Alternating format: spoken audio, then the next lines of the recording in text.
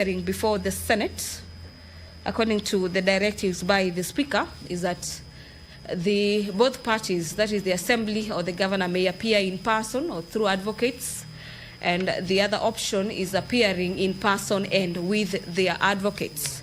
So they have opted for the second option, as the Governor is already in the presence of Parliament with his council, as well as the members of the County Assembly.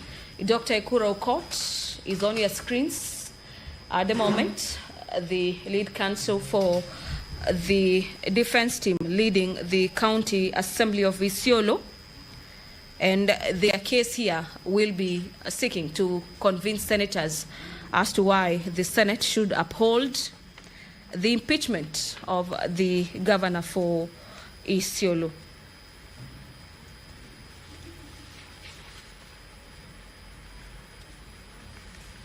A number of documents are before the Senate, and these documents will be helping the House to arrive at an objective decision. Remember, the three charges facing the governor must be substantiated, where senators will be voting based on their decision whether the three grounds or either of the three grounds has been substantiated by the County Assembly. Allow me to hand you over for this live broadcast. My name is Gladys Mungai. Enjoy your viewing.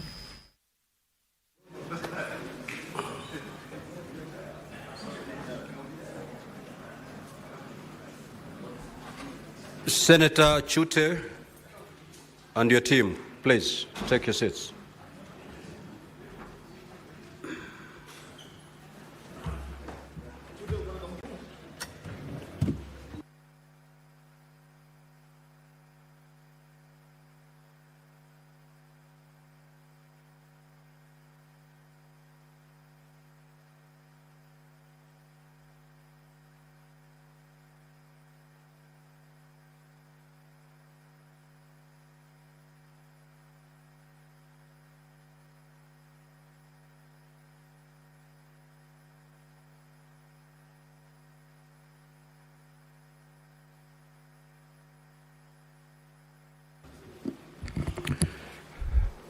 Clerk, you may now proceed to call the first order.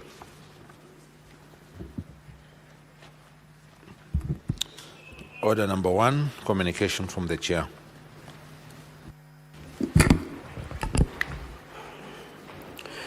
Now, honorable senators, ladies and gentlemen, having dispensed with the pre-hearing meeting of the senators, which was a closed session, it is now time to commence the proceedings of the proposed removal from office by impeachment of Honorable Abdi Ibrahim Hassan, the Governor of Isiolo County. By a letter dated the 27th of June 2025, the Speaker of Isiolo County Assembly informed the Speaker of the Senate that at a sitting of the Isiolo County Assembly held on Thursday, 26th of June 2025, the County Assembly of Isiolo approved a motion for removal from office by impeachment of Honorable Abdi Ibrahim Hassan, the Governor of Isiolo County. The Speaker of the County Assembly of Isiolo also forwarded the following documents to the Senate, being the record of proceedings of the County Assembly and the evidence adduced in support of the impeachment motion. 1, copy of the approved notice of motion, the motion, dated the 17th of June 2025 and laid on the table of the Assembly on Wednesday, 18th of June 2025 morning sitting. Soft copy of the notice of motion and exhibits contained in the accompanying flash disk. 2, copy of exhibits laid on the table of the Assembly on Wednesday, 18th of June 2025 morning sitting. Ever felt like you've run out of road? With the right fuel, you can go further.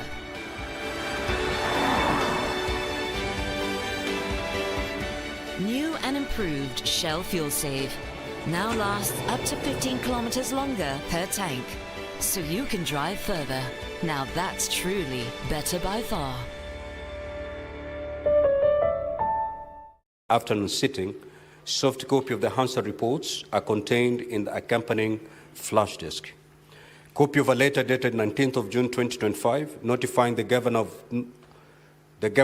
of the notice of motion of removal from office by impeachment.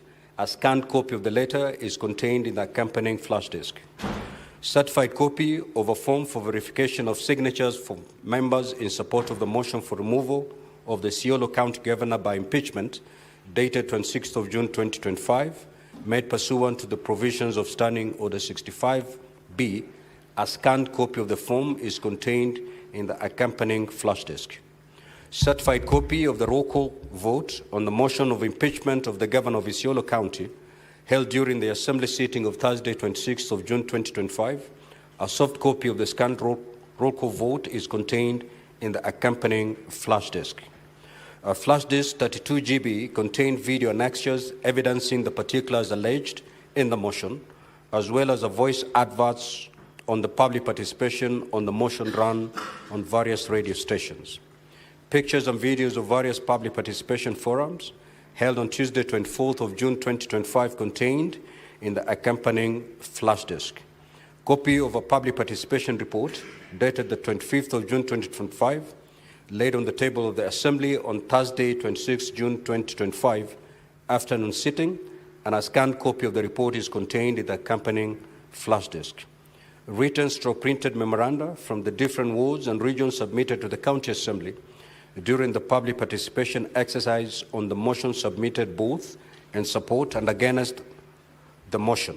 The memorandum includes submissions received via email, minutes, attendance registration sheets, and registration forms for memoranda of the public participation forum held on Tuesday, 24th of June 2025, contained in the accompanying flash disk.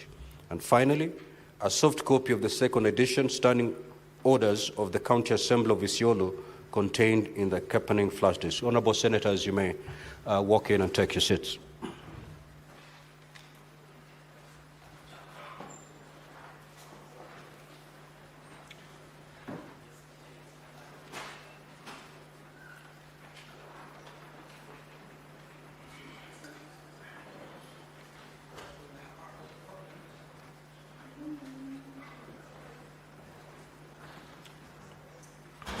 Now, pursuant to Section 33(3)(b) of the County Governments Act and Standing Order 81A of the Senate Standing Orders, at a special sitting of the Senate held on Monday, 30th of June 2025, the charges against the Governor of Isiolo County, as contained in the motion of impeachment by the County Assembly of Isiolo, were read to the assembled Senate. Honorable Senators, as you are aware, the mandate of the Senate in relation to the proposed removal by impeachment of a county governor is provided under Article 181 of the Constitution, as read together with Section 33 of the County Governments Act 2012 and Standing Orders 80 of the Senate Standing Orders. In particular, Article 181 of the Constitution provides as follows. 1. A county governor may be removed from office on any of the following grounds. A. Gross violation of the Constitution or any other law. B. Where there are serious reasons for believing that the county governor has committed a crime under national or international law. C. Abuse of office or gross misconduct. Or D. Physical or mental incapacity to perform the functions of office of county governor.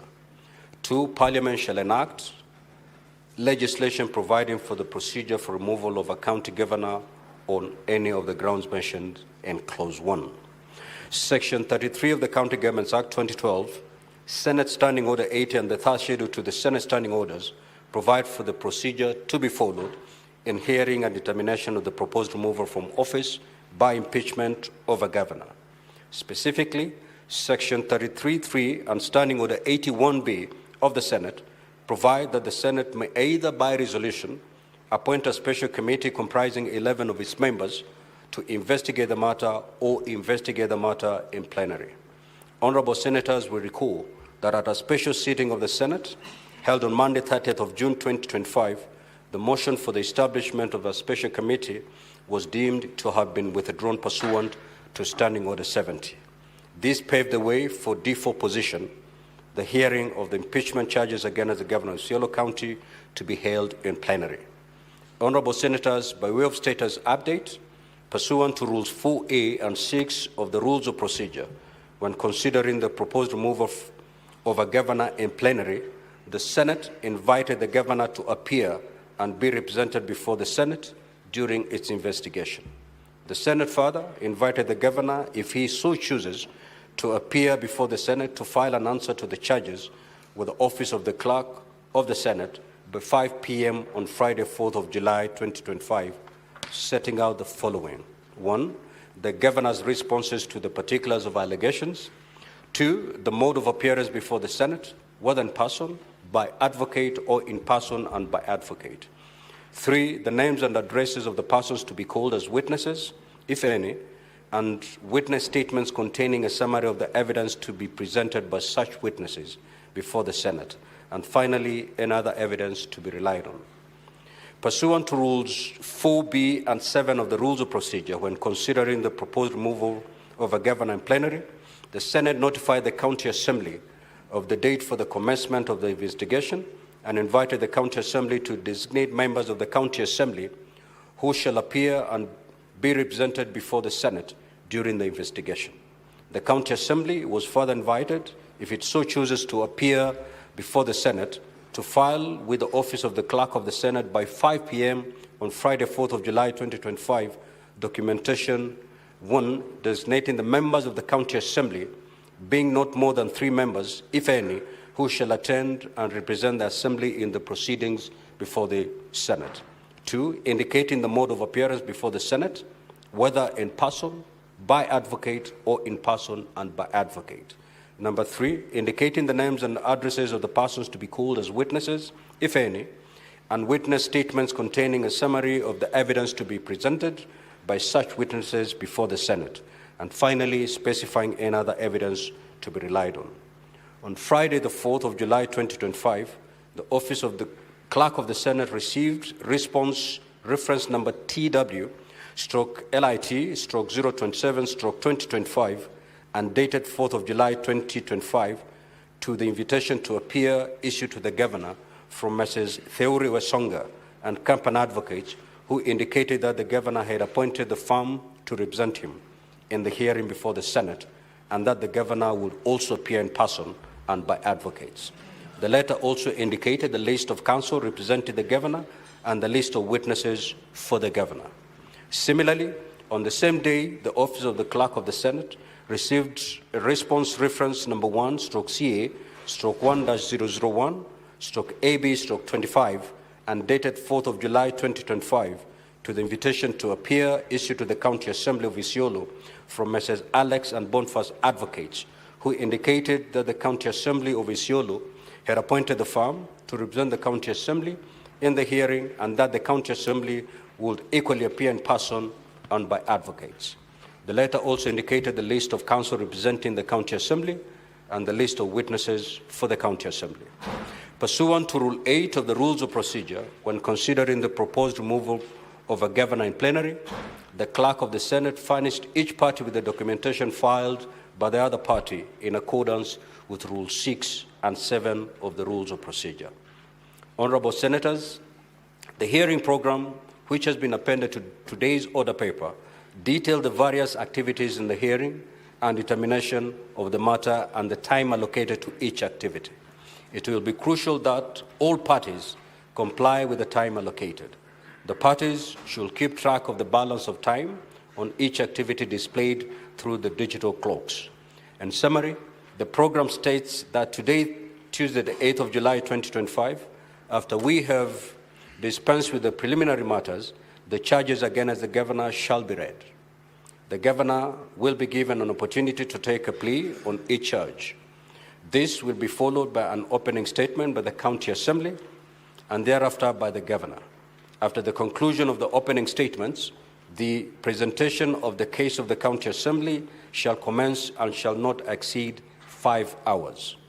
At the sitting scheduled for tomorrow, Wednesday, the 9th of July, 2025, honorable senators will be given an opportunity to ask questions or seek clarifications from the County Assembly.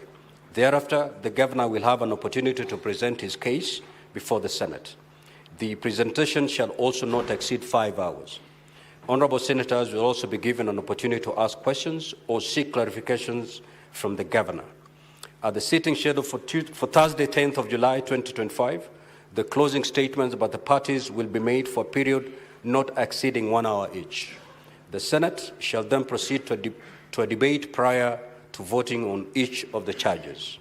At this stage, a supplementary order paper will be published to facilitate this debate. In accordance with Section 33(7) of the County Governments Act 2012 and Standing Order 86 of the Senate Standing Orders, the voting shall be by county delegations. The Governor shall cease to hold office if a majority of the county delegations in the Senate vote to uphold any impeachment charge. If, however, the vote in the Senate fails to result in the removal of the Governor, pursuant to Standing Order 87, the Speaker of the Senate shall notify the Speaker of the Isiolo County Assembly accordingly. Now, Honourable Senators, I now invite Counsel for the County Assembly of Isiolo to introduce the legal team of the County Assembly and the members of the County Assembly of Isiolo representing the County Assembly by stating the full name and designation of each person. Counsel, you may proceed. Introductions only.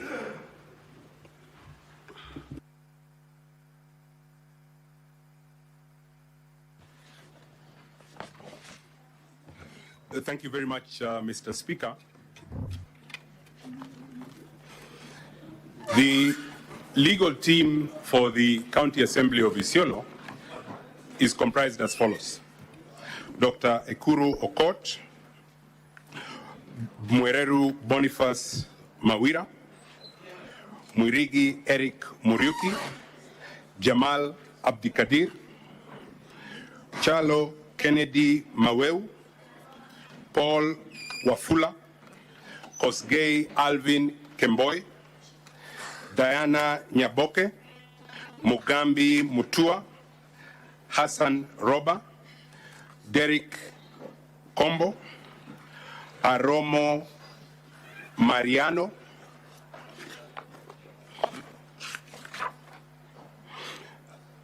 and Mr. Speaker, sir, I lead that legal team. The County Assembly is represented by the following members. I'm sorry, my name is Paul Nyamodi. Please excuse me for that. The Assembly is represented by the following members: Honorable Abubakar Abdi Godana, member of the County Assembly of Isiolo, Lematile David Letinina, Lorot Ewaton, Peter Loyan, Aban Kasim, and Abdi Kadir Ibrahim. Thank you very much, Mr. Speaker. Senator Matinga, take your seat.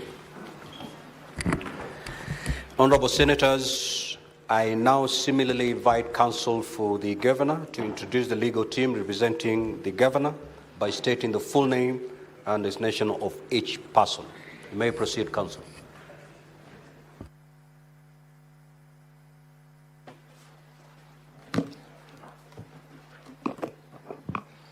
Honourable Speaker,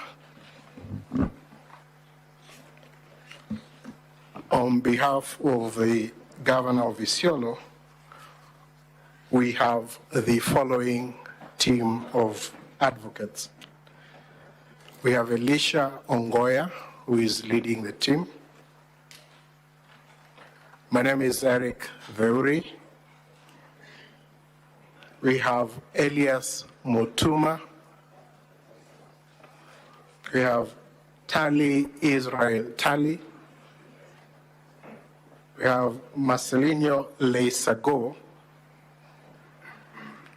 Miriam Rebecca Abong, advocate.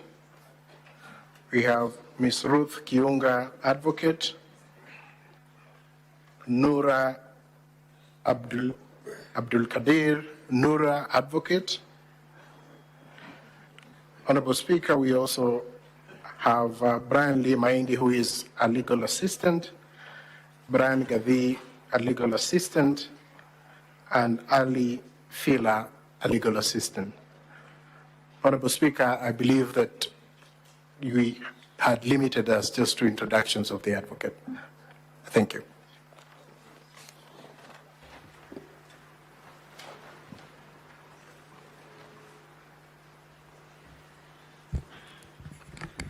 Senator Onyonka, take your seat, please. Now, honorable senators, on behalf of the Senate, I welcome the team for the County Assembly, the team for the Governor, members of public and the media to this Senate and to these proceedings. Finally, I now invite the clerk to call the next order and thereafter read the charges against the Honorable Abdi Ibrahim Hassan, the Governor of Isiolo County. Clerk, you may proceed.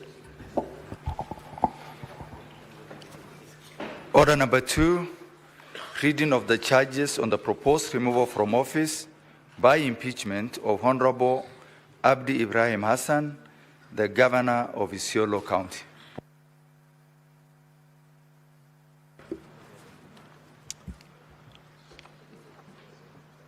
The Honorable Abdi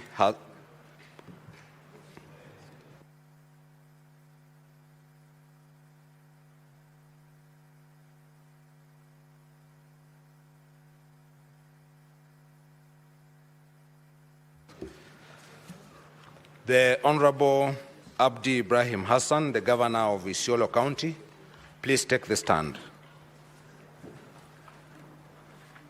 Please take the stand.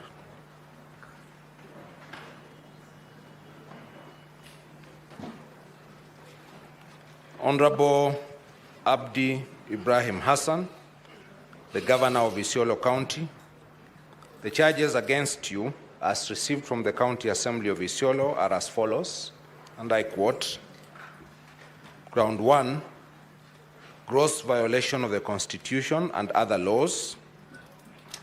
1, the Governor has grossly violated Section 30, subsection 2, paragraph K of the County Governments Act by failing to deliver an annual State of the County address for the 3 years that he has been in office.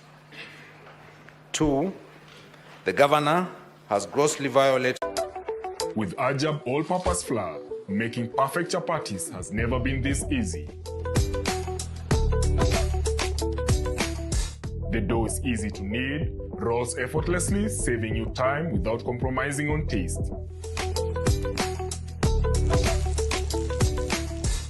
Soft, golden, and full of flavor. Every chapati turns out just right. Enjoy. Ajab all-purpose flour. Easy to knead, quick to prepare, and great taste in every bite. Try it today. Beyond the 35% limit set by Section 25, subsection 1, paragraph A and paragraph B of the Public Finance Management County Governments Regulations 2015. 3, the Governor has grossly violated Articles 10, paragraph 2, 73, Article 232, and Article 235 of the Constitution, and Sections 59, 59A, 60, and 62 of the County Governments Act 2012 by disregarding the criteria for the establishment of offices within the county public service, by illegally creating offices for advisors and deputy county secretaries without the involvement of the County Public Service Board. 4, the Governor has grossly violated Articles 10, Clause 2, Article 185, and Article 201 of the Constitution by refusing to implement the recommendations and/or resolutions of the County Assembly requiring the Governor to control and manage the county public debt in a manner that undermines the authority of the County Assembly, thus resulting in unmitigated accrual of debt to unmanageable levels. 5, the Governor has grossly violated Articles 201, paragraph D and paragraph E of the Constitution by failing to utilize bursary funds in accordance with the approved budget, resulting in a discrepancy of Kenya shillings 30 million, which cannot be accounted for. Ground 2, abuse of office. That the governor has engaged in acts and omissions which singularly and collectively amount to abuse of office and gross violation of, among others, Article 201 and Article 232 of the Constitution, Sections 8, 9, 10, 11, 12, and 13(1) and 35 of the Leadership and Integrity Act 2012 by the following. A. Appointing 36 advisors in the office of the governor, contrary to the Salaries and Remuneration Commission Circular dated 29th July 2013, the Transition Authority Circular dated 6th September 2013, and subsequent guidelines from the Intergovernmental Relations Technical Committee, all of which limit the maximum of advisors to 3. B. Appointing 31 chief officers instead of 18, which are provided for in the County Executive Staff Establishment of July 2022, yet the county has only 6 departments. C.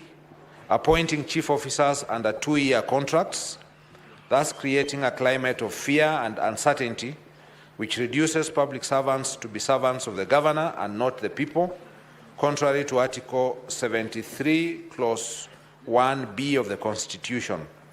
The governor failed to renew the contracts of 31 chief officers and instead directed them to hand over to County Executive Committee members, significantly affecting the continuity of service delivery in the county.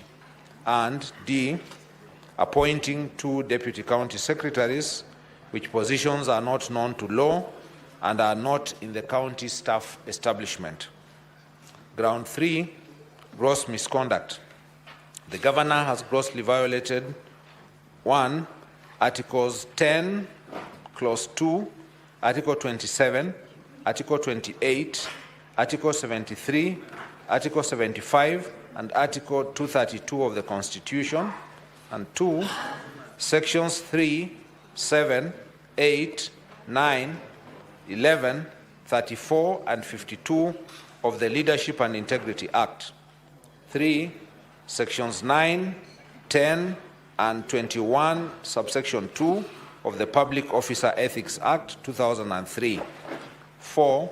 Sections 2, Section 30, subsection 2, and Section 30, subsection 3 of the County Governments Act, by engaging in acts which singularly and collectively amount to gross misconduct by the following. A.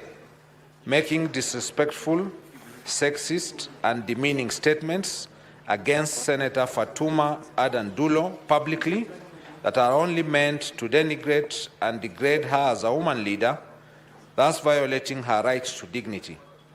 The governor's utterances do not demonstrate respect for the people and other public officers, nor do they bring honor, dignity, or maintain public confidence in the office he holds. The governor's statements amount to gender-based psychological violence and undermine the dignity and the integrity of the governor's office. B. Breaching public trust by making divisive, derogative, and discriminatory remarks against other clans residing in the county, thus undermining public confidence in the integrity of his office and sowing discord in the community. And C. Being continuously absent from the county and running its affairs remotely from Nairobi, thus stalling service delivery. Honorable Abdi Ibrahim Hassan, how do you plead to the 3 grounds? Ground 1, guilty or not guilty? I plead not guilty. Ground 2, guilty or not guilty? I plead not guilty. Ground 3, guilty or not guilty? I plead not guilty.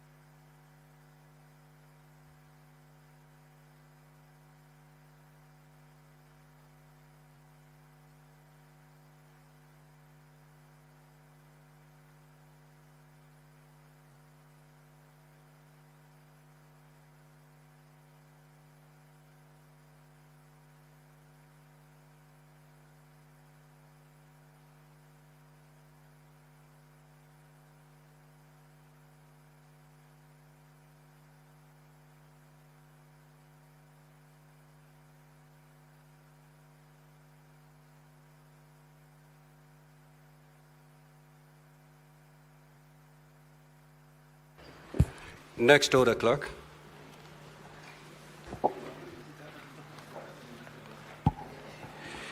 Order number 3, hearing and determination on the proposed removal from office by impeachment of Honorable Abdi Ibrahim Hassan, the Governor of Isiolo County.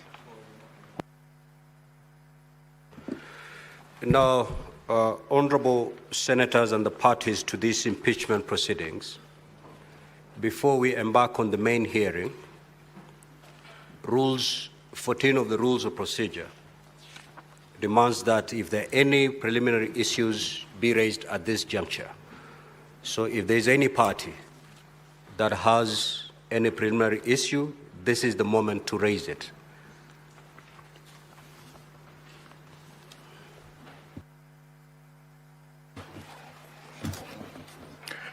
The Honorable Speaker and the Honorable members of the Senate, we had given an indication to the Honorable Senate that we intend to raise 2 preliminary issues for the consideration of the Senate. And the issue, Honorable Speaker, is contained in Volume 1 of the document that we filed. In response, we filed several documents, but Volume 1 contains the preliminary issue that we intend to raise. Honorable Speaker, with your leave, I can then quickly delve into that question. The Honorable Speaker, we had noted from the order of proceedings that was supplied by the Senate that this session would take about 1 hour. I propose 2 hours, with 1 hour on our side. I propose to take about 30 minutes or less introducing the first limb of the preliminary issue we intend to raise. Thereafter, my colleague Elisha Ngoya will take 20 minutes, and I will reserve 10 minutes for any rejoinders, which will be handled by our colleague, Mr. Elias Mutuma. Mr. Speaker, sir, and honorable members of the Senate, with your permission, we would then move to raise the preliminary question. So what you're saying is you require 1 hour to effectively move your preliminary issue? Yes, Mr. Speaker, sir. Okay. I'll grant you 1 hour, and also I'll grant the County Assembly 1 hour to respond to your preliminary issues. You may proceed, and time starts running from now. Thank you, Mr. Speaker, sir. The Honorable Speaker and honorable members of the Senate, on the 26th of June 2025, the Speaker of the Isiolo County Assembly issued a press communication at around 3 p.m. announcing that the County Assembly had resolved to impeach the Honorable Abdi Ibrahim Hassan, Governor of the Isiolo County. This communication will be found in Bundle 3 of our volume, that is Volume 3, at pages 2, 3, 4, and 5. This release is significant as it marks, in our view, the announcement of a phantom impeachment of the governor, and we will shortly demonstrate the salient gaps and schemes, and hopefully persuade the Senate to to reject this phantom impeachment. The Honorable Speaker and Honorable Senators, the press release by the Speaker of the Isiolo County Government triggers a very important question, and that is the question upon which our first limb of the preliminary objection stands. What is in law a resolution of the County Assembly? The Isiolo County Assembly Standing Orders, and specifically Standing Order 65-8, provides that when a motion for the removal of the governor is passed by at least 2/3 of all the members of the Assembly, the Speaker shall inform the Speaker of the Senate of that resolution within 2 days. You will find this resolution from the Assembly in the Assembly's volume, that is volume 3, at pages 100. So, Honorable Speaker and Honorable members of the Senate, it is our submission that for the power of the Senate to be invoked under Standing Order 80, the Speaker of the Senate must receive a resolution from the Speaker of the County of Assembly. So therefore, there is a test that is twofold. The first test is that there is a resolution, and the next is that it is supported by 2/3 of the members of the Assembly. Honorable Speaker and honorable members of the Senate, in forwarding this resolution, the Senate Standing Orders, the third schedule of the Standing Orders, and the Senate's Guide Manual on the Procedure and Rules for Removal of County Governments, developed in 2025, require certain documents to be submitted together with the resolution. And that is the impeachment motion, the County Assembly Hansard, the division of voters list, the advertisement of the summons to the governor, the list of witnesses of advocates, the list of advocates, list of witnesses, records and videos, and other evidence. It is our submission that this has a very good purpose. This requirement has a good purpose, and it now fits into the preliminary objection that, or the preliminary issue that we raised.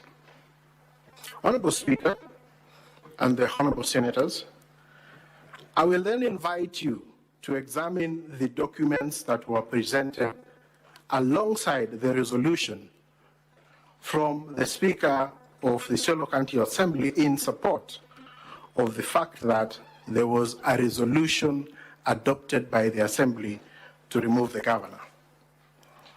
I will refer the Senate to the Assembly documents, and that is at volume 3 of the Assembly documents, that pages 1 to 6, which has the order paper for the 18th, and that order paper ultimately indicates that the motion for the removal of the governor was adjourned to Thursday, the 26th of June, 2025 at 2:30. That time is extremely material to these proceedings. The Hansard for the 18th of June 2025 at pages 7 to 14, that is still volume 3 of the Assembly documents, indicates that the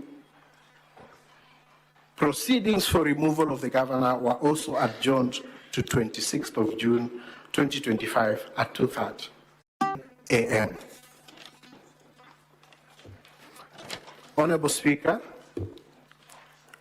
volume 5 of the Assembly's document at pages 3 and 4 contains the affidavit of service of that invitation served by the Speaker. So there is no doubt whatsoever that the Governor is invited to appear at 9 a.m. on the 26th. The Speaker, in volume 5, also presents a document for the special sitting of the Assembly. It is dated 23rd of June 2025, and that sitting is indicated to commence at 9 a.m. Honorable Speakers and Honorable Senators, it is therefore not in any doubt that the Assembly set the hearing of the motion for the at 9 a.m. 26th of June. I now refer the Honorable Senate to the Isiolo standing orders, specifically standing order number 1. It is found at volume 3, pages 85 and 86, on the times set for the sitting of the Assembly, and that is 9 a.m. for Wednesdays and 2:30 for Tuesdays, Wednesdays, and Thursdays. I do not need to say this because you're familiar with these times. It therefore follows that if the Assembly is to meet at any other time other than as set out in the standing orders, there must be a resolution to that effect. And so, therefore, the logical question that we are asking the Senate is this: is the Hansard genuine? Because the Hansard talks about a sitting conducted at 2:30 p.m. That is in line with the standing orders. But the notices, the invitation, and the special sitting issued by the Speaker talk about a sitting to be conducted at 9 a.m. So therefore, Honorable Speaker and Honorable Senators, we invite you, the Senate, to take note of the above, and then allow us to also review the Hansard that is provided. You probably understand the Hansard much better than we do, and I refer you to the Hansard for the 18th of June 2025, which clearly shows that the Assembly was adjourned to 26th of June at 2:30 p.m., and I refer you to volume 3 still of the Assembly's documentation. The issues that you will note when you review the answer is that, first of all, it is not certified by the clerk as is required. It just bears a stamp. It is therefore our submission that these latent, open, obvious, and blatant contradictions and anomalies between the Hansard and other records provided by the Assembly are major indicators not only of misrepresentation, but that the documents presented by the Assembly have been cooked and generated outside of the Assembly. This is further supported by the testimonies of the witnesses, which will be found at volume 2 of the Governor's response at page 14, where we have the affidavit of Salad Boru Gurasha, who was the clerk of the Assembly, who confirms that there was no sitting of the Assembly on either date. There is an affidavit by the leader of majority, Diba Ali, at pages 41 to pages 45, who confirms there was no sitting of the House Business Committee to deliberate and set out the order papers. Further, We have the affidavit of Shaban Mzungu, who was in charge of security at the assembly on that particular day, and he confirms that there was no sitting of the assembly. Honorable speakers and honorable senators, we expect that the assembly will try to persuade you that the issues we raise are not preliminary and they require a full evidential hearing. But allow me, honorable speaker and honorable members of the Senate, to refer you to the assembly's submissions on the preliminary objection, because they have filed submissions on the preliminary objection and they have quoted a decision. And the jurisprudence from the courts is that a preliminary question is determined on the presumption that the facts pleaded are true. The facts that we are raising are the facts that have been pleaded by the assembly. And that preliminary issue, when determined, may as well as dispose of the suit, and it is for that reason that we raise it as a preliminary issue, because if this Honorable House was to find that there was no sitting of the assembly, then we cannot proceed with the hearing of the impeachment motion. And so we submit that these questions that we have raised satisfy this threshold, and we invite the Senate to look at the facts that have been pleaded by the assembly and the documents that have been provided, and agree with us that this is a case of a phantom impeachment. Finally, as I, with one eye on the clock, we submit that this process is a hallowed process. It is not just about whether the grounds set out in Article 181 of the Constitution have been met.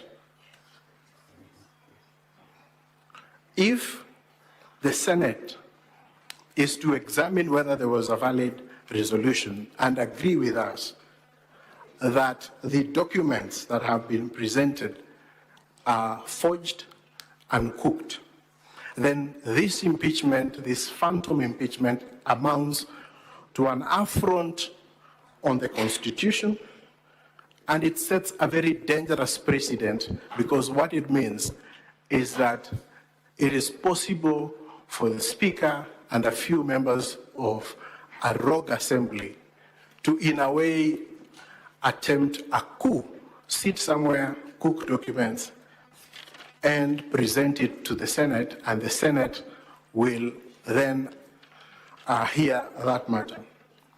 That in itself will be a violation of the Constitution, because this Senate has a mandate to protect devolution and to protect the counties. And that is the danger that we face in these phantom impeachment proceedings.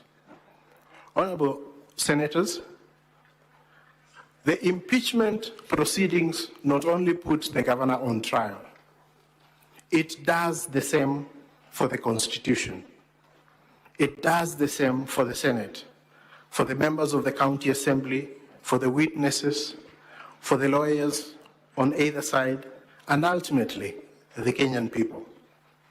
It is our humble submission that the Kenyan people vested the power of impeachment in the Senate because they expected that the senators had special qualities, numbers, and temperament to rise to the occasion, and we urge this House to rise to that occasion. Finally, before I cede ground to my fellow counsel, allow me, Honorable Speaker and Honorable Senators, to just remind you of the words of Alexander Hamilton, one of the founders of the American Constitution, on the power and the question of impeachment. Hamilton explained that the senators were seen as the ideal arbiters in an impeachment process because the Senate would be a tribunal sufficiently dignified, and sufficiently independent of the actual interest aligned in the subject of an impeachment. We urge this House to rise to this occasion, and we respectfully urge the Senate to review the material that we have provided and to find that there was no sitting of the Assembly that gave rise to the resolution that is before you for consideration. And Honorable Speaker and the Honorable Senators, I thank you for the opportunity you have accorded us to address you on this issue, and I invite my senior Elisha Ngoya to take us on the second limb of our preliminary issue.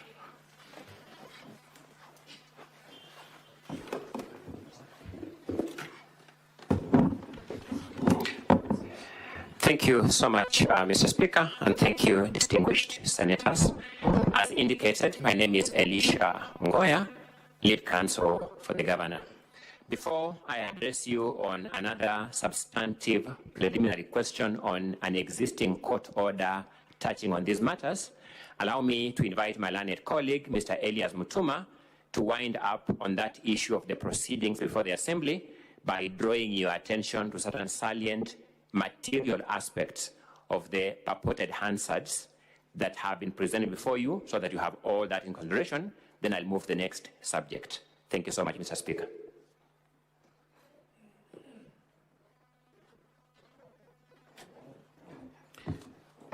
Thank you, Mr. Speaker, sir, honorable senators, for the opportunity. The council representing the County Assembly will be here shortly to try and convince you that what we have raised is not a preliminary objection, but requires an interrogation by way of listening to witnesses and making a determination based on what they will say. But our submission is simple, honorable senators, that what we have raised is a pure PO that can be addressed and determined based on what has been presented by the County Assembly of Isiolo. Honorable senators, my understanding of Hansard's records is that they are a verbatim record of what transpires in a House proceedings.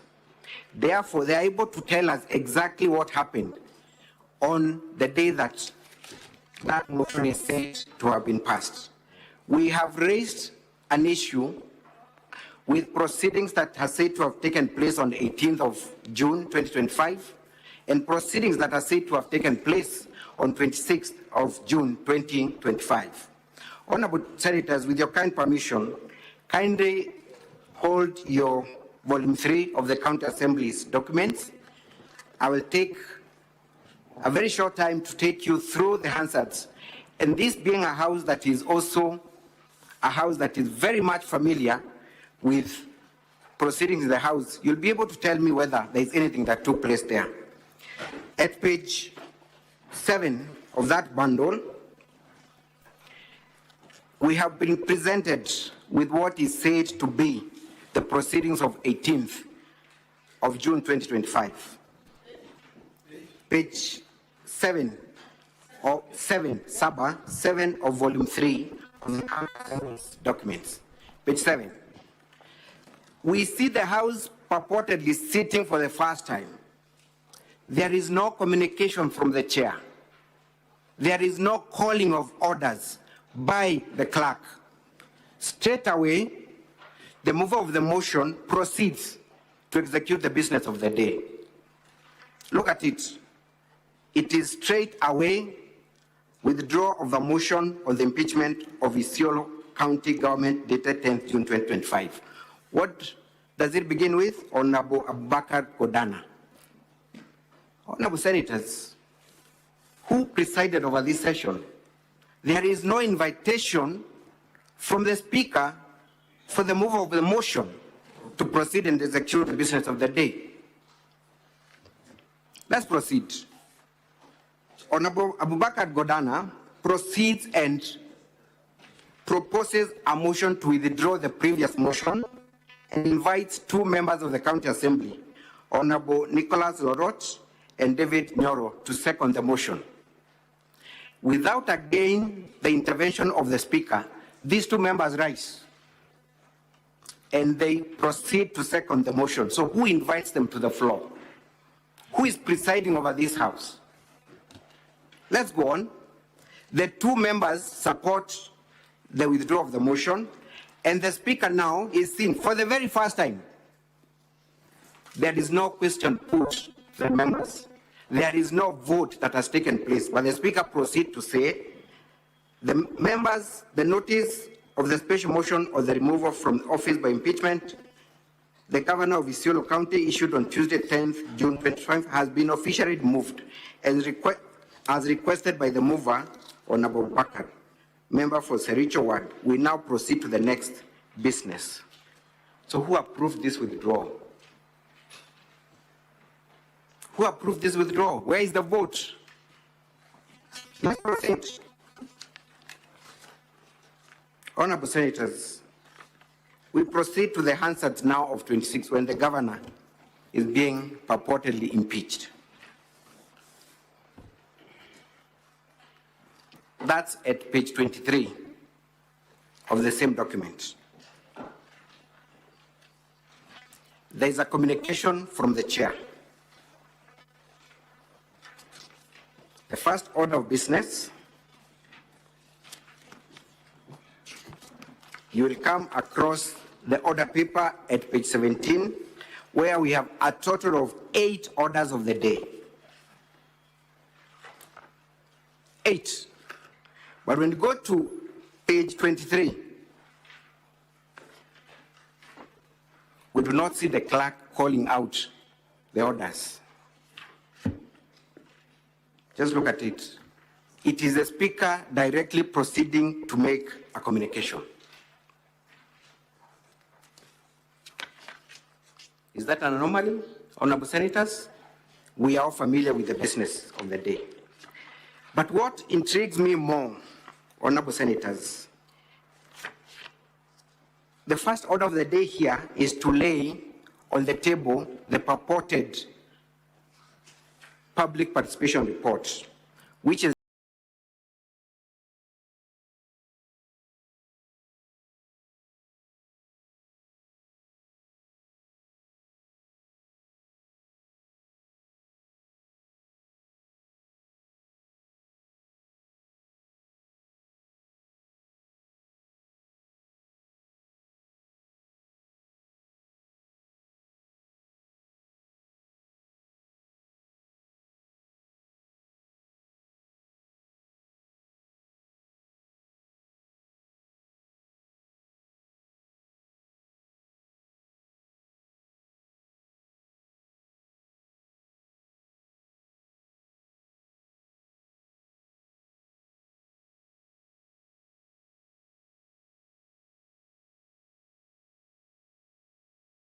up to second this motion. Who has invited him to second this motion? Out of nowhere, he's not invited by anyone, but Hansards show that he rose to second this motion. And then the Speaker proposes the question and it opens the floor to the members of the House. At page 31, the last member seen to be speaking is Honorable Francis Letimalo.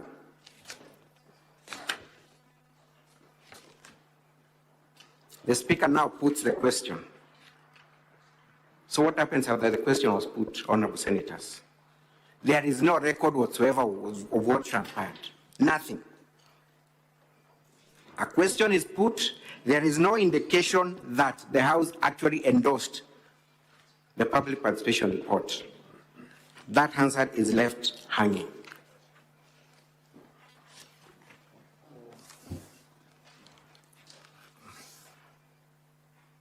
Honorable Senators, after that paper is laid, the Speaker does not even call for the next order. The clerk is not seen anywhere calling for the next order. Instead, what do we see? Honorable Abubakar Godana is seen now on the floor, answers are supposed to be capturing verbatim what transpires. So who was in charge of this house? Where is the speaker's recording inviting the mover of the motion to move the motion?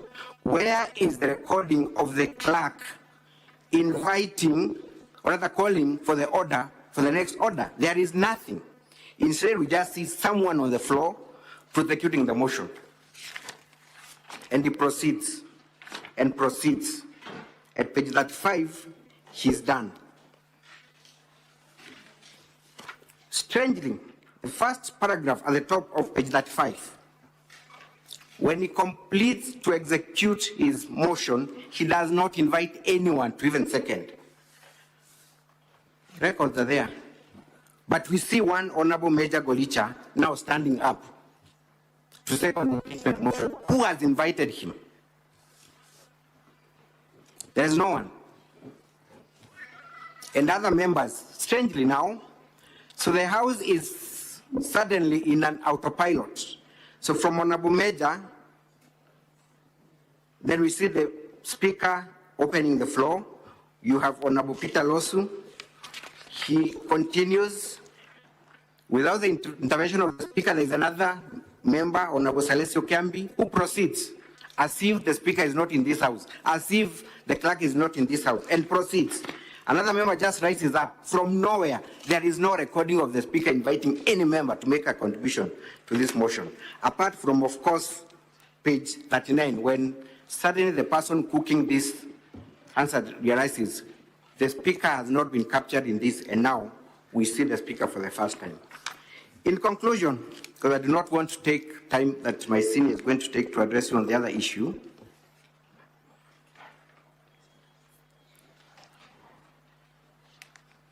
look at page 41.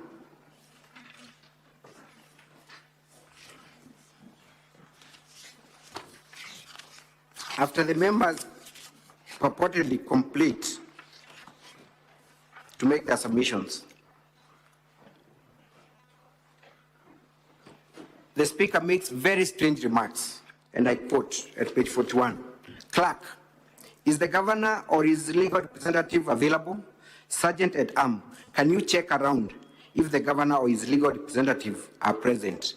The Speaker does not even take time to communicate to the House whether the governor had been invited. He does not even read that invitation notice as required. So why is he calling for the governor, whom Learned Counsel had told you was invited to appear at 9 and we at 2 o'clock? The Speaker is not seen anywhere saying that we invited the governor by this letter and he has not come, but instead asked the clerk to check whether the governor is available anywhere. Let's proceed. I'm completing, Honorable Senators, and this is going to shock you. So, when the governor was confirmed was not in the House, the Speaker proceeds to guide the House on the next move. At the end of that page, 41, I read what the Speaker says. When the doors, I'm reading the last part, when the doors have been locked and the bar drawn and the names of the tellers have been announced, the Speaker shall, this is the Speaker telling them, the Speaker shall put the question again in the presence of the tellers. When called out, each member shall thereupon rise in his or her place and declare assent or dissent to the question in the following manner. I vote yes or I vote nay. Proceeds. Honorable Senators, page 42.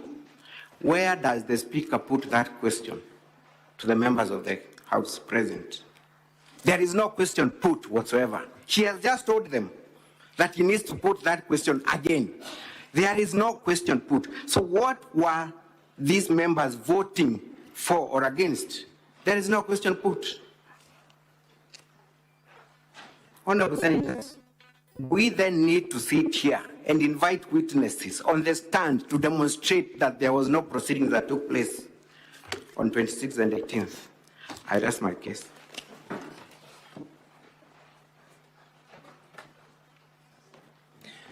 Thank you, Mr. Speaker, and thank you, distinguished senators.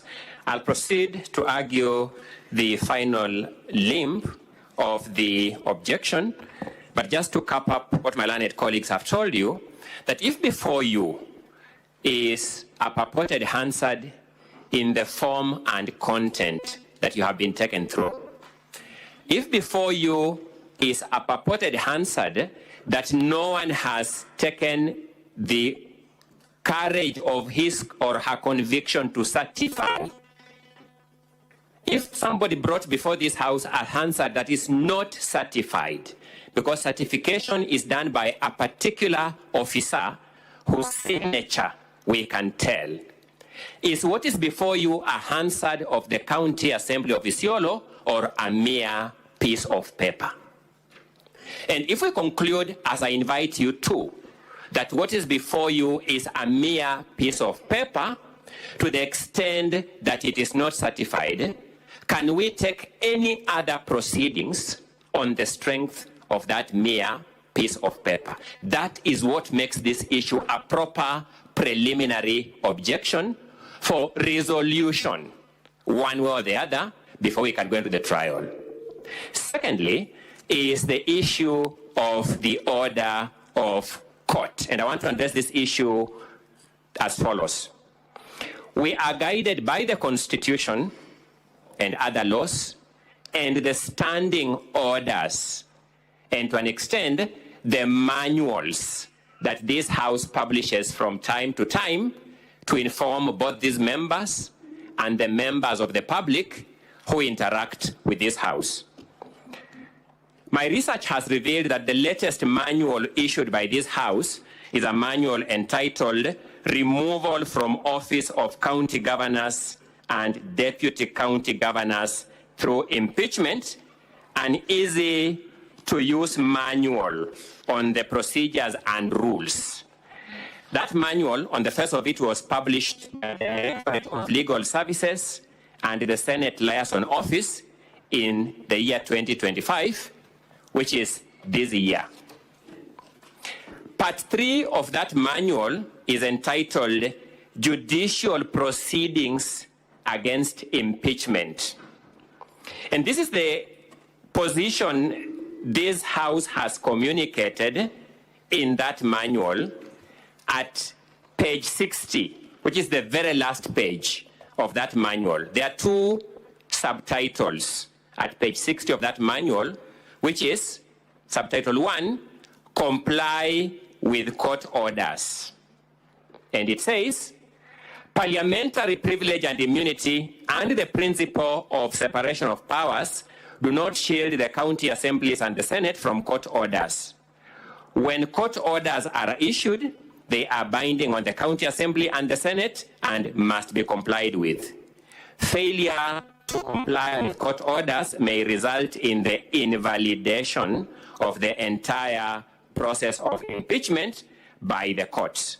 Then the second subtitle is participate actively in court proceedings, and this Senate has communicated to us through this manual that ignoring court orders against the county assembly or the Senate is not the solution. If court orders are issued against a county assembly or Senate, the most preferable option is to participate actively in the court proceedings. The county assembly or Senate may apply for review of the court orders or appeal to the next court for variation or the setting aside of the court orders. That is the manual that this House has published as late as this year. Allow me to make the following submissions then. The existence of the orders of court I am going to refer to is not a disputed fact. It is a fact admitted by the county assembly in their written submissions. So the existence of these orders is not a contested issue. And it not being a contested issue, it follows therefore that this Senate can proceed right away to resolve the question of the impact of those orders without investigating whether they exist or they don't exist, because between the parties, it is an admitted fact.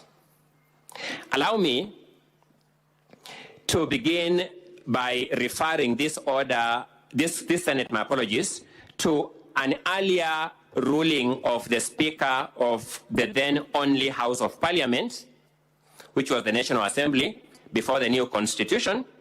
This was the ruling by Speaker Kenneth Otiato Marende on the question of nominations of Chief Justice, Attorney General, Director of Public Prosecutions, and Controller of Budget, and that ruling was made on the 17th of February 2011.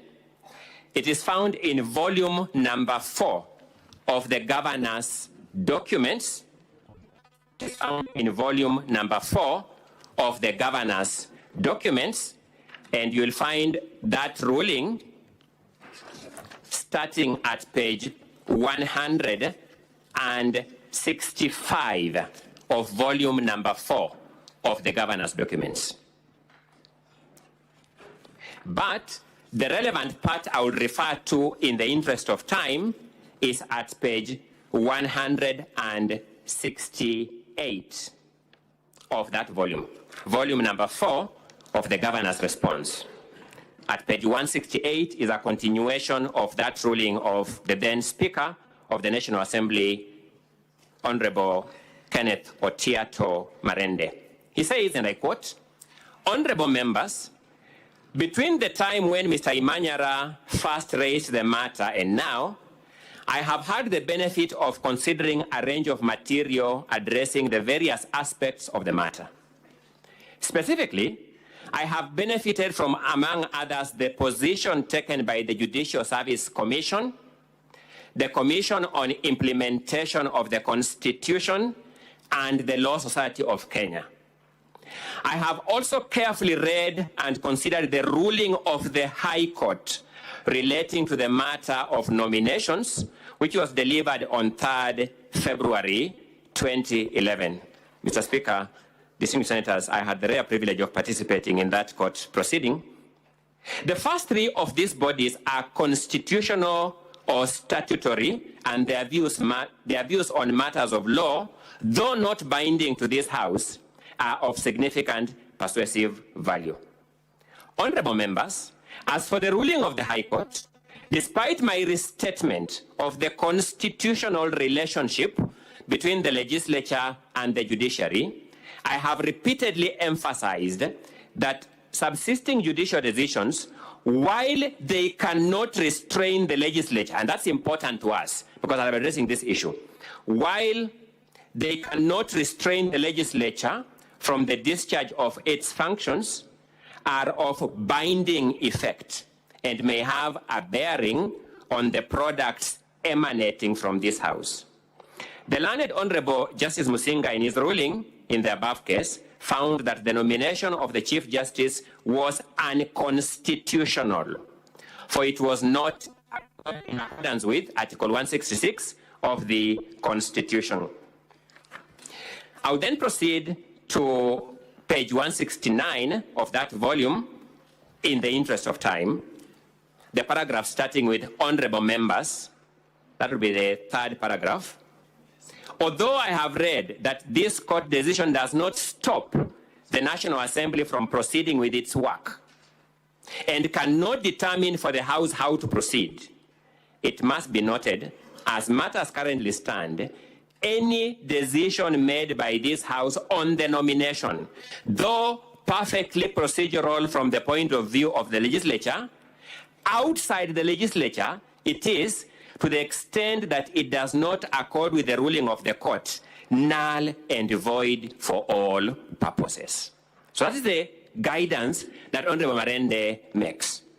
Allow me to then come to the specific ruling that we wish to draw this Senate's attention to, and that I will refer you to volume number 4 still.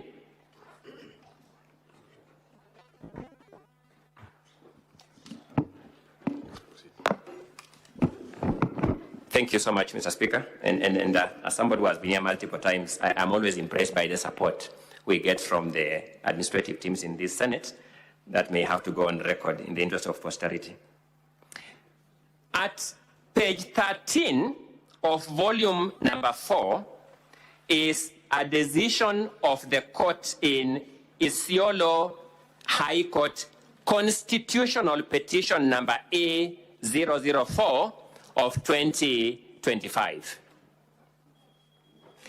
The parties are Honorable Abdi Ibrahim Hassan, the governor now before you, as petitioner, and the County Assembly of Isiolo, now before you as the first respondent. There are two other parties in that matter, but safe to highlight that the parties before you are parties in that suit. They are therefore bound by the decision of that court. At page number 25, allow me to just go straight, Mr. Speaker, to page number 27. You'll find a paragraph 28 of that ruling. And the judge observes as follows: it is important to note that there was no complaint raised when the first orders were issued by the court in respect of the motion dated 10th June 2025 that was to be debated on 17th June 2025. In fact, the sentiments by the mover of that motion, the contemnor, actually vindicates the court, as he has in his affidavit conceded that the motion was defective in substance and marred with procedural irregularities, the very grounds that the petitioner has sought to rely on. The mover of this motion went to court and told the court, it is true that the orders you gave first were right, because the motion I had tabled was marred. It was defective in substance and marred with procedural irregularities. The move of the motion. Allow me to then take you to paragraphs 45, 46, and 47 of that ruling at page number 35 of volume number 4. Paragraph 45, the judge says, therefore, it is the finding of this court that the motion dated 18th June 2025 and debated by the first respondent on 26th June 2025 was in contravention of the conservatory orders of this court issued on 25th June 2025. Hence, the resolution arising therefrom is null and void. Once an act is declared null and void, it is of no legal consequence. A court of law has found that this motion, which has now been brought here before you, senators, is null and void. It is of no legal consequence. Paragraph 46. As stated, the resolution has evidently been submitted to the Speaker of the Senate. It is thus upon the Senate, once informed of the orders herein, which I'm now doing, Mr. Speaker, distinguished senators, to determine if it will proceed to handle the said resolution, thus abating a blatant disregard of the rule of law or the respect of orders. The matter at hand calls for a stand to be taken by the constitutional organs involved. What they choose to do will have set a precedent on the necessity for compliance with court orders. It is a choice between anarchy and constitutionalism. Distinguished senators, the judge is saying this. The judge is saying, I am aware. I cannot stop you from doing your work. So he's saying, proceed and go to Senate. And that, to my mind, was an extremely wise move by the judge, considering historical pleas for there to be institutional committee between institutions and to respect the powers of each organ. But the judge is saying, so you decide for yourselves how you will proceed. I have made a finding that that motion is null and void and of no effect. I want to contradistinguish this with other scenarios that the other side will draw your attention to shortly. The judge has not issued a conservatory order against this Senate. The judge has made a determination on the validity of the motion debated, not debated, purportedly debated and purportedly approved by the County Assembly of Isiolo. The judge has made a determination. It is null and void and of no legal consequence. You are being invited to engage with this motion on that strength of fact, on the strength of the finding by the judge that the motion as approved, as brought before you, is null and void and of no legal effect. We therefore invite you to introspect and make this determination. When the impeachment law calls upon you to determine a motion that has been approved by the county assembly, is it just any motion or a valid motion? If there is information before you that the motion is invalid for any reason, what is the precedent that has been set by this Senate? It is against that background that I wish to draw this Senate's attention to its resolution that is found from pages 136 of volume 4 of the governor's documents. And this was the determination of the proposed removal from office by impeachment of the governor of Kericho County, Honorable Dr. Eric Kipkoech Mutai. On that occasion, the validity of the resolution was questioned on the ground that the motion had not met the threshold. And rightly, this House found that it could not move a step further because validity of the motion is an important precondition to the carrying out of the trial process on the motion. Similarly, by parity of reasoning, today, validity of another motion has been impugned on two grounds. One, there was no sitting known to law of the County Assembly of Isiolo to approve the motion. And number two, in any event, a court of competent jurisdiction has made a finding that whatever came from the County Assembly of Isiolo is null and void and of no legal consequences. Will you, in the face of the precedents you have set by previous speakers' rulings and by resolution in the case of Kericho County Governor's case, proceed to trial on that understanding? We beseech you with humility to find that there is no motion known to law before you and thereby to down your tools. I humbly submit and respect and rest the governor's submissions on that question of the preliminary objections.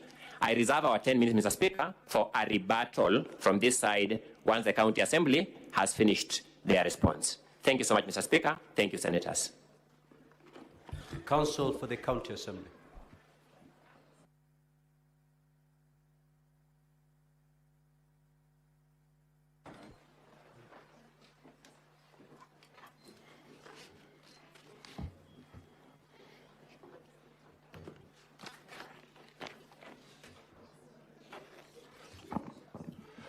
Mr. Speaker, I will respond to the arguments that have been made by my learned colleagues for the governor, and I am the only member of the team for the Assembly that will respond to those preliminary issues. Mr. Speaker, I am grateful for the opportunity to respond to those preliminary issues. I shall constrain myself to the time that Mr. Speaker has gladly extended our way. Mr. Speaker, I wish to start my response to those preliminary issues by stating that a preliminary issue, by definition, must be an issue that goes to the ability of this House to entertain the motion before it. It cannot be an issue that is merely important to the governor. It cannot be an issue that is merely important to the governor. Sorry, I cannot see my time. Thank you very much. It cannot be an issue that is merely important to the governor, and the governor then chooses to bring it forward and deal with it as a preliminary issue, and it does not go to the ability of this House to hear the motion before it.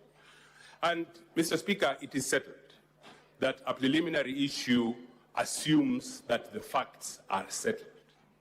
Mr. Speaker, the consideration of what the Governor's Council purports to be a preliminary issue involves the detailed consideration of evidence.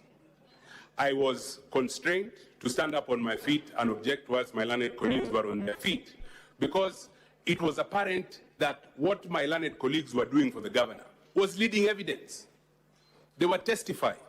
They were referring to contested statements in the bundles of both documents, and there are responses from the County Assembly in respect of those statements. And those statements must be tested by way of cross-examination. And only once the evidence is laid before this House and it is tested, like the Assembly is entitled to do, then can this House make up their minds as to whether or not those issues hold any water. I am not saying that this House should not consider those issues, but what I am saying emphatically is that this House should not consider those issues as issues that are preliminary to the determination of the motion. There are issues in the motion, and I will demonstrate in a moment how those issues are indeed issues in the motion. I will choose, or I have chosen to respond to the issues that were argued by my learned colleagues for the Governor, using a slightly different framework from what they did. We distilled 3 or 4 issues from the notice of preliminary objection that was served on the Assembly, and I wish to crystallize the first issue I wish to respond to as follows, Mr. Speaker. That the Governor challenges the validity of the impeachment motion in light of the declaration by the High Court of Kenya sitting in Meru that the impeachment proceedings are a nullity. It is correct, as was submitted by Mr. Ongoya, that it is not contested that indeed there are orders that were issued by the High Court of Kenya sitting in Meru in respect of these proceedings. But what is contested, and I doubt we will agree on this, is the effect of those orders on these proceedings. Mr. Ongoya and his colleagues say that the effect of those orders on these proceedings is to invalidate them, and this Senate should therefore down its tools. We disagree. I submit, and I wish to submit, Mr. Speaker, and emphasize that elections to offices, such as those occupied by the members of this House, are conducted by the people of Kenya in furtherance of primordial sovereignty. Mr. Speaker, the exercise of removal of an elected official, such as the removal of a governor, is therefore, in my submission, the flip side of that exercise of primordial sovereignty. And as authority to my submission, I wish to refer, Mr. Speaker and members of this House, to the provisions of Article 1 of the Constitution.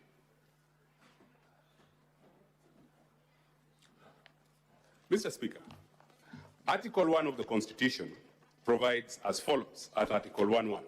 It states that all sovereign power belongs to the people of Kenya and shall be exercised only in accordance with this Constitution. That is an affirmation of sovereignty by the people of Kenya, and it is clear where the sovereignty lies. Article 1:2 then goes on to say that the people may exercise the sovereign power either directly or through their democratically elected representatives. The important provision of Article 1, which I wish to emphasize, is the next provision. Mr. Speaker, sovereign power under this Constitution is delegated to the following state organs, which shall perform their functions in accordance with this Constitution: Parliament and the legislative assemblies Parliament and the legislative assemblies in county governments, the national executive and the executive structures in county governments, the judiciary and independent tribunals. Mr. Speaker, the function of the removal of the governor is delegated to the Senate of the Republic of Kenya by virtue of Article 1:3. The election of the members of Parliament, members of the National Assembly, members of the National Assembly, members of this Senate, and any elected office is done directly by the people of Kenya. Mr. Speaker, as I have said, impeachment is the flip side of election, and it is done again here by the people's representatives. And here I wish to emphasize this point. Mr. Speaker gave a correct and appropriate direction at the beginning of these proceedings, that voting on this motion is by delegation. Voting on this motion is not by all members of the Senate, but it is by delegation. And I submit that that is in recognition of the special role, the special function that this House is being called upon to perform when you sit to consider the motion for impeachment. It is not legislative, but it is delegated, and the House has correctly interpreted that role as being exercisable only by delegations and not by all members. Mr. Speaker, it is my submission that a correct interpretation of the doctrine of separation of powers is as follows. Mr. Speaker, and it has been held not just by this House and not just by the High Court, the Court of Appeal, and the Supreme Court, that the role of the judiciary in examining impeachment proceedings arises or kicks in once the impeachment proceeding is complete. Yes, the judiciary has a role, but the judiciary then, as has been correctly held, does not have the ability to intervene at every stage. In our written submissions, Mr. Speaker, we have referred you to the relevant decisions of the Court of Appeal. We have referred you to the decision of the Court of Appeal in Kawira Mwangaza and the decision of the Supreme Court rendered earlier in the matter of Martin Nyaga Wambora. And I wish to suggest a reasoning, perhaps, why the law is as it is. Impeachment proceedings and many proceedings under our Constitution are time-bound. And if judicial intervention is allowed in some of these time-bound proceedings as they proceed, it is not clear whether the judiciary has the ability to suspend constitutional time so as to allow the judicial proceedings to proceed, or whether it is better off to allow the impeachment proceeding to proceed and be completed. And then what is taken is a process review of a completed proceeding to court. What am I saying? The correct interpretation of the doctrine of separation of powers, and it has been held repeatedly by this court, by this Senate, and by the courts, is that even where an impeaching assembly is making a mistake, allow it to complete the mistake. And what is then justiciable is the completed mistake. Don't interfere in between because of timelines, and that, I submit, is a modern interpretation of the view of the doctrine of separation of powers as to how it applies to the power of legislative assemblies, county assemblies, and this House to carry out their function of impeachment.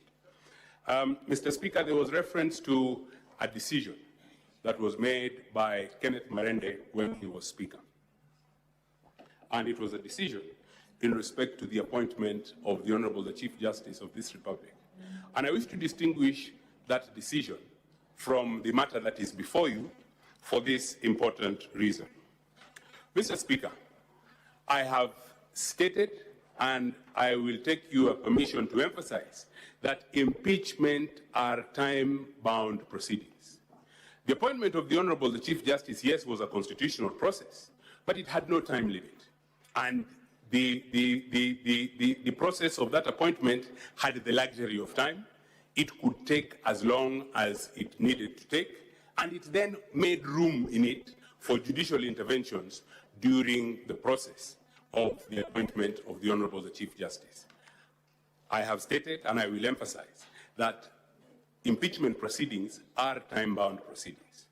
And if they are not concluded in time, we would then be faced with the ridiculous situation where somebody runs to court and say that Assembly X or the Senate of the Republic of Kenya did not complete their mandate in time.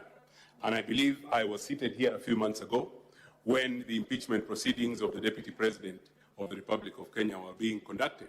And that was an important consideration, the strict timeline that guided many of the directions that, Mr. Speaker, you made during those proceedings.